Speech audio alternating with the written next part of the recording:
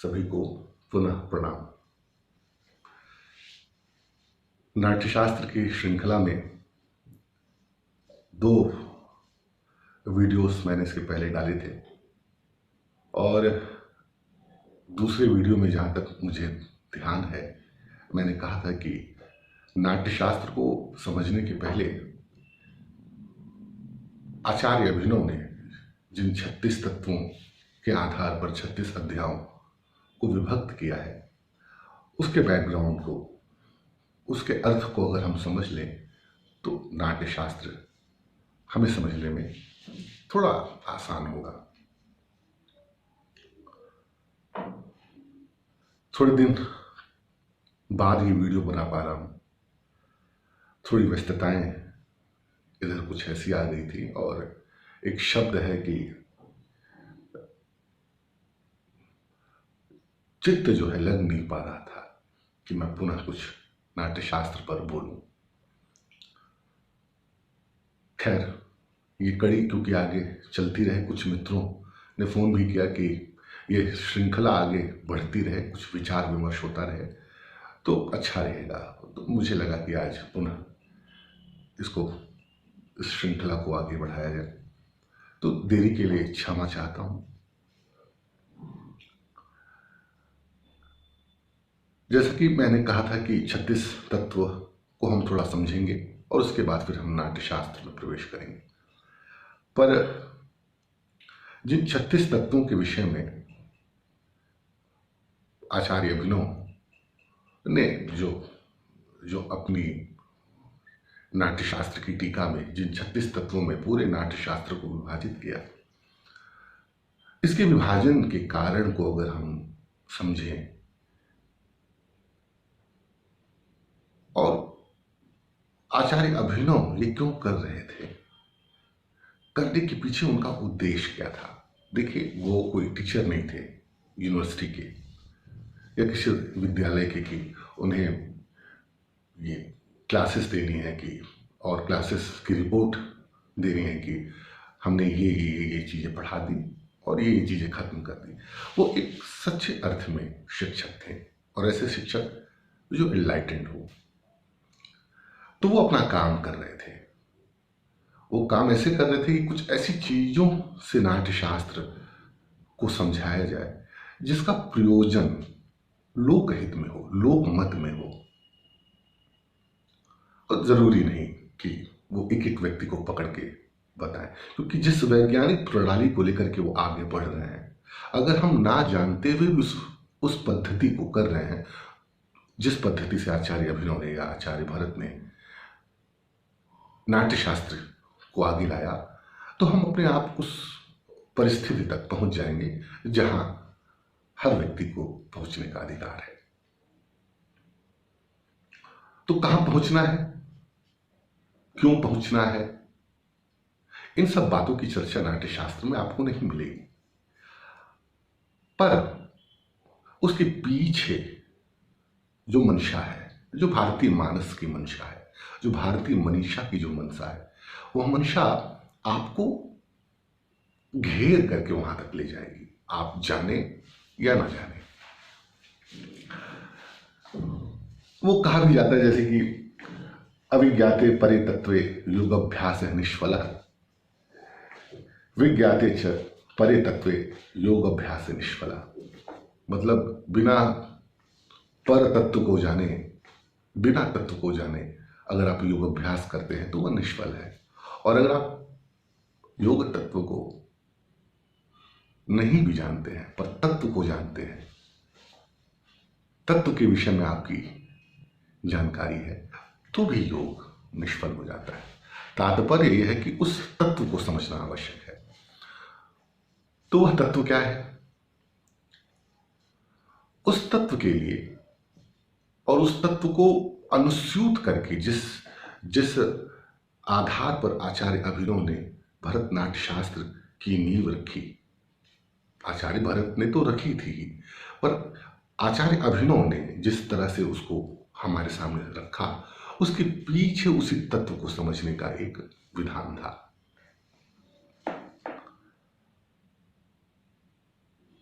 वो तत्व क्या है?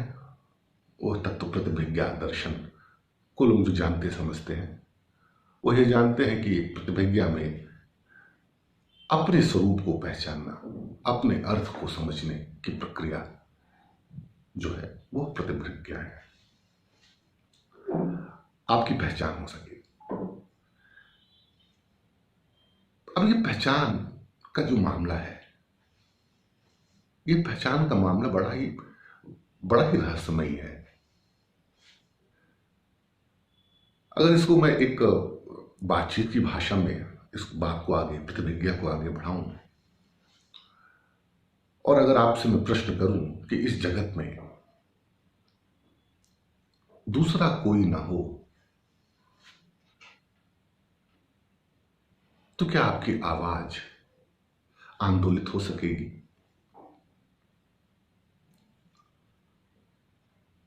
स्पंदन क्या उसमें हो सकेगा? यदि कोई दूसरी ध्वनि ना हो तो क्या आपके कान उसको सुन सकेंगे? कोई सुगंध ना हो, कोई बगीचा ना हो, या इसको थोड़ा उल्टा ही कर ले, अगर कोई नाक ना हो, कोई सूंघने वाला व्यक्ति ना हो तो क्या बगीचे का फूल महक सकेगा?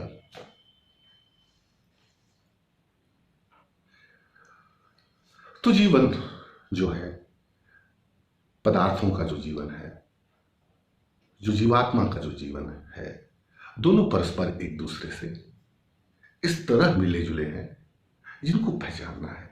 और अगर इसको हम पहचान लिए तो हम अपनी प्रतिभिज्ञा कर लिए, हम अपनी पहचान कर लिए। अब ये जो पहचान का मामला है वह किन आधारों के बल पर आप करेंगे, ये महत्वपूर्ण विषय है। जिन भारतीय मानस की मैं बात अभी आपके सामने कर रहा हूं या करूंगा, उसके उद्देश्य जो थे वो कालांतर में धीरे धीरे प्राथमिक अवस्था से अगर लेकर के चले तो बीज तत्वों में हमारे अंदर वो सारी बातें थीं जिसका अन्वेषण हम अब कर रहे हैं। तो प्रतिभिज्ञा के द्वारा या प्रयोजन के द्वारा या जिस विधि के द्वारा आप प्रतिभिज्ञा करेंगे वह महत्वपूर्ण है आचार्य अभिनव के लिए, क्योंकि प्रतिभिज्ञा वह किसी योगी का नहीं करा रहे, ना ही किसी साधु का करा रहे, वह लोक की प्रतिभिज्ञा के विषय में चिंतित है। और लोक को योग से बहुत लेना देना नहीं है, शास्त्र से लेना देना नहीं है। लोक क्या करेगा? क्या लोक की पहचान, लोग अपनी पहचान करने के लिए इन्हीं आधारों को, योग को, अभ्यास को, तत्व चिंतन को इत्यादि को किए बिना आगे नहीं बढ़ सकता। आचार्य अभिनव की यही चिंता है। आचार्य अभिनव की यह चिंता परंपरा से है। उन मनीषियों की यह चिंता है जो लोकहित के लिए कुछ कार्य करते हैं। तो नाट्य को आधार बनाया। नाट्य को क्यों आधार बनाया? योग को क्यों नहीं बनाया? योग वैसे तो बहुत सारी चिंतन प्रणाली प्रतिभिज्ञा की है, जो विभिन्न योगाभ्यास, तांत्रिक अभ्यास और तात्विक अभ्यास करते हैं, चिंतन करते हैं, ध्यान करते हैं, इत्यादि इत्यादि करते हैं। पर आचार्य अभिनव जो बहुत बड़े तांत्रिक थे, तंत्रालोक को अगर आप पढ़ें तो आपको समझ में आएगा कि आचार्य अभिनव को जरूरत क्यों पड़ी कि उन्होंने नाट्यशास्त्र को उठाया। वो तंत्रालोक आप उनकी पढ़ेंगे, वो तंत्र के महान आचार्य थे, वो ध्यान की बात भी कर सकते थे। नाट्य को उठाने का प्रयोजन सिर्फ उनका यह था कि जब हम किसी कार्य को करते हैं तो एक अहंकार भाव हमारे अंदर जागृत हो जाता है। अगर हम योग के माध्यम से परम तत्व को समझने की कोशिश करेंगे तो एक अहंकार हमारे अंदर निर्मित होगा कि हम कोई बड़ा कार्य कर रहे हैं, और दरअसल यही अहंकार मूल कारण है आपको अपनी प्रतिभिज्ञा तक नहीं पहुंचा पाता। सारे साधु, सारे महात्मा इसकी चर्चा करते हैं। आचार्य अभिनव इस बात से पूरी तरह सहमत थे कि अगर मैं लोग को किसी यौगिक विद्या में डालूंगा, किसी तांत्रिक विद्या में डालूंगा, तो वो अहंकार, विशेष का अहंकार निर्मित हो जाएगा। तो कोई ऐसा उपाय करना चाहिए जिससे अहंकार विगलित हो और सहज रूप में व्यक्ति उस तत्व को समझ सके जिसका वह अधिकारी है।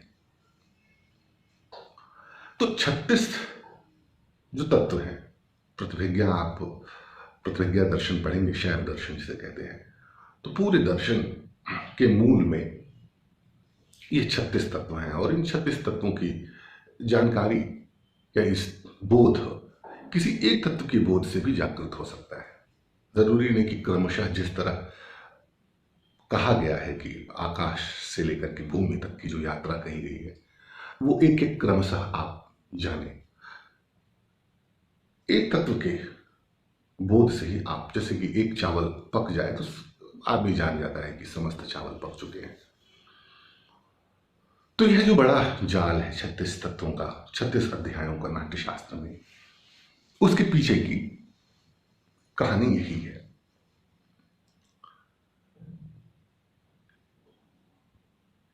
जैसा कि इसके पहले के वीडियो में मैंने आपसे चर्चा की थी कि अगर आप प्रतिभिज्ञा दर्शन को लेंगे तो प्रतिभिज्ञा दर्शन आकाश से शुरू करता है अपनी बात और भूमि तक लाता है, पर नाट्यशास्त्र का आप अवलोकन करेंगे तो भूमि से बात शुरू होती है और आकाश तक जाती है, सदाशिव तक जाती है, शिव तक जाती है, जिसमें ज्ञान है, मन है, बुद्धि है, भूमि के सारे जो जल हैं, अग्नि है, इत्यादि इत्यादि सारी चीजें क्रमशः आगे बढ़ी हैं। मैंने आपसे अगली वीडियो में कहा था कि नाट्यशास्त्र में भूमि से चर्चा शुरू हुई है और थोड़ा सा संकेत किया था कि ये जो शरीर है आपका, ये स्वयं में ही एक तरह का मंच है, नाट्य मंच है, जिसका प्रयोग आप हर क्षण करते हैं। तो लोग को नाट्य कराते हुए नाट्य के अनुभव से उस परम तत्व के अनुभव तक पहुंचाना। परम तत्व का अनुभव क्या है? शिव है, सदाशिव है, महाशिव है। अब दर्शन तो शुरू होता है प्रतिभिज्ञा का कि शिव स्वयं प्रकाश रूप है और उनकी जो क्रिया है, उनकी जो शक्ति है, वह शक्ति रूपा है, वह उमा है।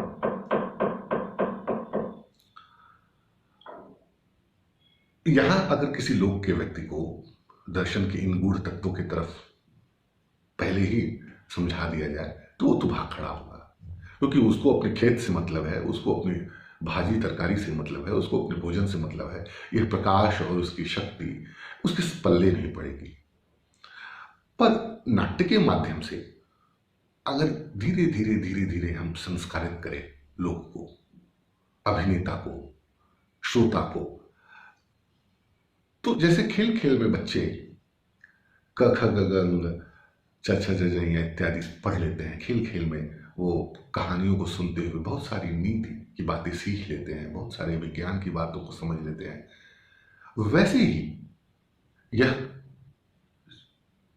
जो मूल तत्व की बात है वह नाट्य को समझते हुए, नाट्य को करते हुए व्यक्ति अनायास ही समझ जाता है या समझ लेता है, और उसको इसका बोध भी नहीं होता है कि वह कुछ विशेष कर गया, क्योंकि विशेष कुछ है ही नहीं। शिव के अतिरिक्त कुछ भी विशेष नहीं है। और अगर इसका भान हो जाए कि आप ही सदाशिव हैं, आप ही उसकी क्रिया है, उसके प्रस्तार हैं, तो बात हो गई, खत्म हो गई बात। जहां पहुंचना था हम वहां पहुंच गए। तो जो 36 तत्व हैं वो आप देखेंगे कि नाट्यशास्त्र जब धीरे धीरे आगे बढ़ता है तो रसों की चर्चा और मंच की चर्चा और विभिन्न सारी वाद्यों की चर्चा, गान की चर्चा, मंच किस तरह का होना चाहिए, इत्यादि इत्यादि चर्चाएं उसमें होती हैं। और अभिनय फिर उसमें जुड़ता है, और अभिनय में विभिन्न प्रकार के जो नाटक हैं, नाटकों के प्रकार, 10 तरह के नाटकों के प्रकार की व्याख्या उसमें की गई है। तो उन नाटकों को अगर आधार बना करके अभिनेता आगे बढ़ता है, तो अभिनेता की तो ट्रेनिंग चल रही है, साथ ही साथ श्रोताओं की भी ट्रेनिंग चल रही है। अभिनेता के लिए क्या आ गया है कि तुम अभिनय अगर जो कर रहे हो, तो अभिनय करते हुए तुम जिस पात्र का अभिनय कर रहे हो वो पात्र तुम नहीं हो, इसको जानते रहो और इस बोध से तुम अभिनय करो कि तुम वह नहीं हो। और श्रोता भी ये देख रहा है, ये जान रहा है कहीं ना कहीं से कि जो अभिनेता अभिनय कर रहा है वह दरअसल वह चरित्र नहीं है, ये एक तरह का अभिनय है। तो एक जो तादात्म्य स्थापित हो रहा है श्रोता और अभिनेता के बीच, अभिनेता से अच्छा है कहना मंच के बीच, क्योंकि पूरा मंच जो है आगे पीछे दाएं बाएं और श्रोता जो है आगे पीछे दाएं बाएं, उनके बीच जो तादात्म्य स्थापित हो रहा है वह जानते हुए कि यह नाटक है, उस नाटक में पूरी तरह संलग्न हो जा रहा है।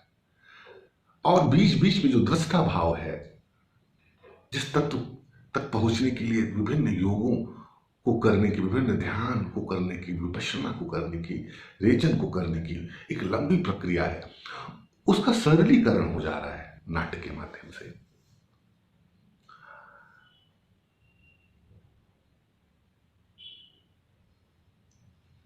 पता नहीं ये जो व्याख्या मैं कर रहा हूं वह व्याख्या नाट्य के लिए उचित है या नहीं, पर मैं जब नाट्यशास्त्र को देखता हूं तो नाट्यशास्त्र 2000 साल पहले, और लंबी परंपरा है, 2000 साल तो लिखित रूप से जो हमें प्रमाण मिलते हैं वो मिलते हैं, पर भारत की जो जो मौखिक परंपरा है जिसमें नाट्य चलता आया, और यही एक ऐसी विधा है जो पूरे देश में एक तरह से लागू थी। भाषा के स्तर पर वैसे लोग कहते हैं कि ये जो नाट्यशास्त्र था वो संस्कृत बेस्ड नाटक इसमें होते थे, पर आप पूरे नाट्यशास्त्र को पढ़ेंगे तो ये आपको समझ में आएगा कि संस्कृत तो 5% या 10% इसमें प्रयोग होता था। वैसे प्राकृतिक भाषाएं अलग अलग, आप अलग अलग देश के अलग अलग प्रदेशों की प्राकृतिक जो भाषाएं थी उनका प्रयोग पूरी तरह नाट्यशास्त्र में के मंचन के लिए किया जाता था, किसी नाटक के मंचन के लिए किया जाता था। और अगर आप नाट्यशास्त्र के देश और प्रदेश के अध्याय पर पहुंचेंगे तो ये अफगानिस्तान से लेकर के और ये मतलब पंजाब तक और इधर विंध्याचल से लेकर के जो पूरी भाषाएं हैं उनकी भी विस्तृत चर्चा आचार्य भरत करते हैं, और उनकी जो व्याख्या अभिनव ने की है, इनके प्रयोगों की जो व्याख्या अभिनव ने की है वो अद्भुत है अपने आप में। हम लोग वहां पहुंचेंगे और उसकी चर्चा करेंगे। तो 36 अध्याय हैं। अगर 36 अध्यायों को मैं थोड़ा व्याख्यायित करूं तो ये एक, मैं समझता हूं एक नया वीडियो होगा। अगले अंक में मैं उन 36 अध्यायों की थोड़ी थोड़ी व्याख्या करते हुए और नाट्य के साथ उनका क्या प्रयोजन हो सकता है, वो कैसे पार्श्व में अपनी व्याख्या प्रस्तुत कर रहे हैं, अपने आप को संलग्न कर रहे हैं धीरे धीरे। इसमें कोई काम नहीं करना है कि ये जो ज्ञान है, ये जो तत्व है जिसकी व्याख्या बहुत विस्तृत रूप से हमारे यहाँ बहुत सारे ग्रंथों में या परंपरा में मिलती है, वो धीरे से चुपचाप जैसे आदमी के साथ उसकी छाया चली आती है, वैसे ही ये जो 36 तत्व हैं नाट्य के प्रयोजन के साथ, नाट्य के प्रयोग के साथ कैसे छाया की तरह चल रही है, इसको बस प्रदर्शित कर देना है, इसको बस समझ लेना है। तो थोड़ी व्याख्या मैं उस पर आगे करूंगा। मैं समझता हूं कि बहुत दिनों बाद, क्योंकि मैं इस श्रृंखला को आगे बढ़ा रहा हूं और अभी कुछ और भी विचार मेरे मन में धीरे धीरे उत्पन्न हो रहे हैं, मैं उसको आपके सम्मुख रखूंगा। आज इतना ही, आपसे आज्ञा लेना चाहूँगा।